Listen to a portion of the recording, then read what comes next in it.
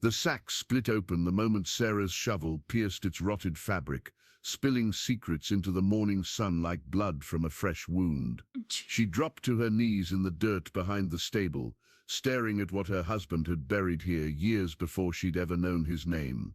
Money, more money than she'd ever seen in one place. Bills wrapped in oilcloth, gold coins that caught the light like fallen stars, jewelry that belonged in a banker's safe, not mouldering in the earth behind their modest ranch. But it was the leather journal beneath it all that made her blood run cold. The pages were filled with dates, names, amounts stolen, all written in Marcus Webb's careful handwriting. Her Marcus, who'd courted her with shy smiles and gentle words, who'd married her just 6 months ago with promises of a simple, honest life.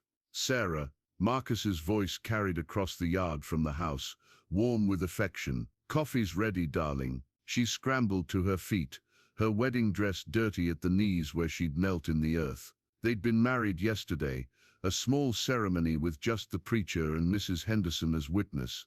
This morning, she'd woken as Mrs. Marcus Webb, full of hope for their future together. Now she stood behind their stable, holding evidence that her new husband was a thief, maybe worse. "Coming," she called back, her voice catching in her throat. She shoved everything back into the sack, her hands trembling. She'd only been trying to plant a small garden behind the stable, something to surprise him with. The ground had seemed soft there, recently turned. Now she knew why. Marcus appeared around the corner of the stable, his dark hair tousled from sleep, that crooked smile she'd fallen in love with lighting up his face. "There you are. What are you doing back here so early?" Sarah clutched the shovel handle like a weapon, the sack hidden behind her skirts. "Just looking for a good spot for vegetables." He moved closer, and she caught the scent of coffee and soap on his skin, the same scent that had made her feel safe in his arms just hours ago. "You don't need to work so hard, Sarah. We've got everything we need.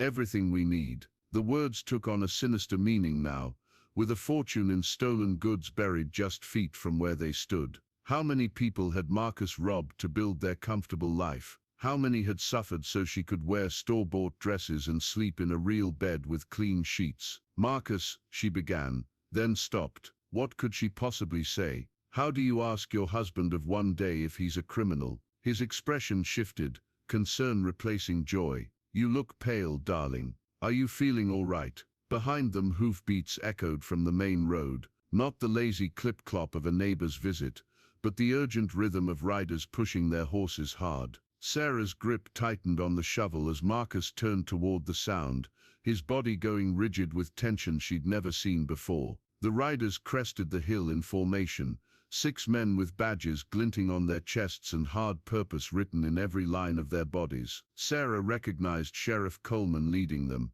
his weathered face grim beneath the brim of his hat. "Marcus Webb." The sheriff's voice carried across the morning air like thunder. "Need to have a word." Marcus stepped protectively in front of Sarah, but she could see the way his shoulders set, the careful way he kept his hands visible and away from the gun at his hip. This wasn't the relaxed posture of an innocent man. "Morning, Sheriff," Marcus called back, his voice steady. "What brings you out this way?" Sheriff Coleman dismounted slowly, his deputies fanning out in a loose semicircle. Sarah's heart hammered against her ribs as she watched them position themselves with practiced efficiency, blocking escape routes, hands resting near their weapons. "Got reports of suspicious activity in these parts," the sheriff said, his pale eyes scanning the property. "Missing cattle, stolen goods moving through the territory. You wouldn't know anything about that, would you, Marcus?" "Can't say I do." Marcus's voice never wavered,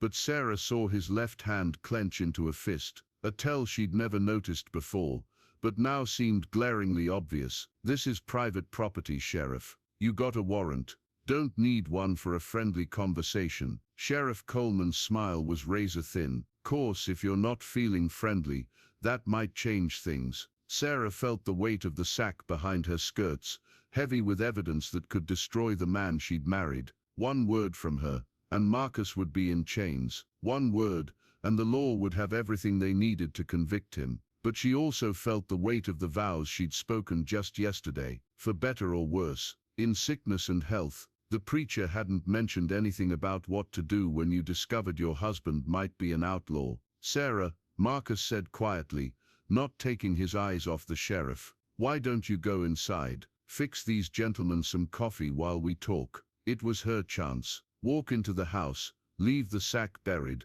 let Marcus face whatever was coming alone. The safe choice, the smart choice. Instead she stepped up beside him, close enough that their shoulders touched. I'll stay. Sheriff Coleman's attention shifted to her, and Sarah felt the full weight of his scrutiny. Mrs. Webb, isn't it? Congratulations on your marriage. Hope it works out better than some folks' arrangements around here. The warning in his words was clear. She was guilty by association now, whether she wanted to be or not. Appreciate the sentiment, Sarah said, surprised by the steadiness of her own voice. Though I'd say our arrangements are nobody's business but our own. Marcus turned to look at her, something like wonder flickering in his dark eyes. But the moment shattered as one of the deputies called out from near the corral. Sheriff, found fresh digging behind the stable. Sarah's blood turned to ice water in her veins. The deputy's words hung in the air like smoke from a gun barrel. Sarah watched Sheriff Coleman's expression shift from suspicion to certainty, his hand moving instinctively to rest on his weapon. That's so. The sheriff's voice carried deadly calm. Interesting place for digging, don't you think, Marcus? Right behind your stable, fresh earth, like someone buried something recently. Sarah could feel Marcus go absolutely still beside her, every muscle coiled tight as a spring. The sack seemed to burn against her legs where she'd hidden it in her folds of her dress. Been thinking about expanding the stable, Marcus said carefully, testing the ground to see how hard the digging would be. Sheriff Coleman laughed, but there was no humor in the sound. Funny thing about lies, Marcus. They got a way of catching up to a man. He gestured to his deputies. Boys, why don't we take a look at this fresh digging? See what kind of expansion plans Mr. Webb had in mind. Two deputies moved toward the spot where Sarah had unearthed the sack, their spurs jingling ominously in the morning quiet. Sarah's mind raced. In minutes they'd find the disturbed earth, start digging, discover that something had been buried there recently. Sarah, Marcus's voice was barely a whisper, meant for her ears alone. Whatever happens next, I need you to know, everything I did for us, for this life, for you. The confession hit her like a physical blow, not just an admission of guilt, but an admission that he'd built their entire marriage on stolen ground. Every comfort, every kindness, every gentle word had been paid for with someone else's suffering. Found something. One of the deputies called out, dropping to his knees where Sarah had hastily refilled the hole. Ground's been disturbed all right. Recently too. Sheriff Coleman's smile turned predatory. Well now, Marcus, seems your expansion plans left some evidence behind. He raised his voice to carry across the yard. Tommy, ride back to town. Get Judge Harrison and a proper search warrant. We're gonna tear this place apart, board by board if we have to. Sarah felt the walls of her new life crumbling around her.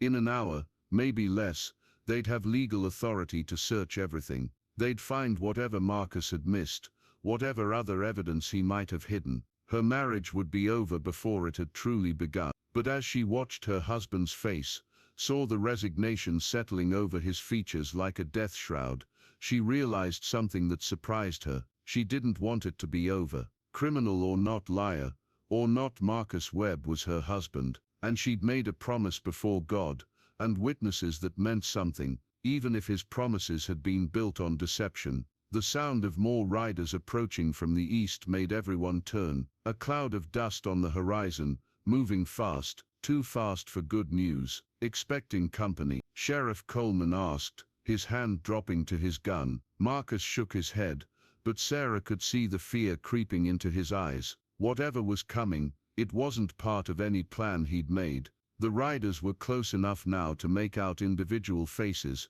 and Sarah's heart nearly stopped. She recognized the man in the lead, Jake Morrison, whose ranch had been hit by cattle thieves just last month. Behind him rode 5 other ranchers, all armed, all looking like men who'd come for blood rather than justice. Sheriff, Jake called out as he reined in his horse. Glad we caught you here. saved us the trouble of hunting this snake down ourselves." Jake Morrison swung down from his saddle with the fluid grace of a man born to violence, his weathered hands already moving toward the rifle strapped to his horse. The other ranchers followed suit, forming a loose line that complemented the sheriff's deputies perfectly. Now Sarah and Marcus were surrounded on all sides. "Easy, Jake," Sheriff Coleman said, though his tone held more curiosity than concern. "This is still a lawful investigation. Law's too slow for my taste." Jake spat, his pale eyes fixed on Marcus with naked hatred.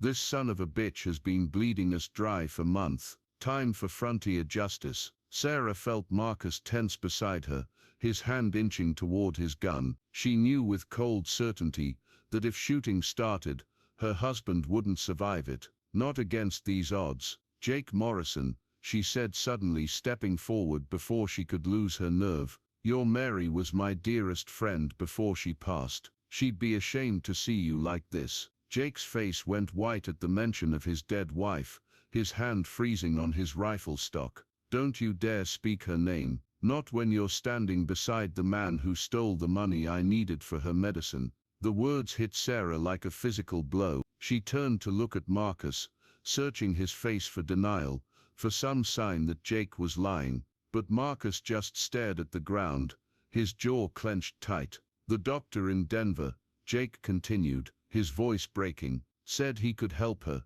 but it would cost $300. $300 I didn't have, because this bastard stole my cattle money." Tears tracked down his weathered cheeks. "She died because of him, Sarah. My Mary died because your husband is a thief." Sarah felt the world tilt sideways. Mary Morrison had been like a sister to her, the only woman in the territory who'd understood what it meant to be alone on the frontier. They'd shared secrets, dreams, fears about the future, and now Sarah learned that her friend had died, at least in part because of the man she'd married. "Is it true?" she whispered, turning to Marcus. For a long moment, he didn't answer. Then slowly he raised his head to meet her eyes. "I never meant for anyone to get hurt. I thought if I could just get enough together, we could start fresh somewhere else, build something clean, on blood money." Jake snarled, raising his rifle. "Built on my wife's grave."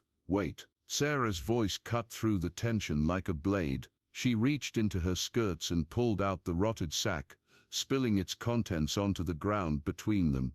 Gold coins scattered in the dust, bills fluttered in the morning breeze, and the leather journal landed open to a page of Marcus's careful records. Sheriff Coleman whistled low. "Well, I'll be damned." Sarah knelt beside the scattered money, her wedding dress trailing in the dirt. With steady hands, she began counting out bills, stacking coins. $300, she said finally, holding out the money toward Jake. "For Mary's medicine. It won't bring her back, but it's what was taken from you." Jake stared at the money in her outstretched hands, his rifle wavering. "Why would you?" "Because she was my friend, too," Sarah said simply. "Because some debts can't wait for lawyers and trials." She looked up at Marcus, her heart breaking and healing all at once. "And because my husband is going to make this right, aren't you, Marcus?" Marcus Webb looked at his wife, really looked at her, perhaps for the first time since they'd met. This woman who'd married him yesterday, who'd discovered his crimes this morning, who was now kneeling in the dirt, trying to salvage honor from the wreckage of their life together. "Yes," he said quietly, "I am." What followed was the most extraordinary scene Sheriff Coleman would later claim he'd witnessed in 30 years of law enforcement. Marcus Webb, faced with the choice between running and redemption, chose to stay and face the consequences of every theft, every crime, every life his actions had touched. Using the detailed records from his journal, they spent the next 3 hours identifying victims and returning stolen property. Jake Morrison took his $300 with tears in his eyes, then quietly mounted his horse and rode away without another word. The other ranchers followed suit as Marcus made restitution from the buried fortune, each man's anger cooling as he received what had been taken from him. "That's not all of it," Marcus admitted as the last of the ranchers departed. There's more buried on the old Garrett property, and some jewelry I fenced in Denver.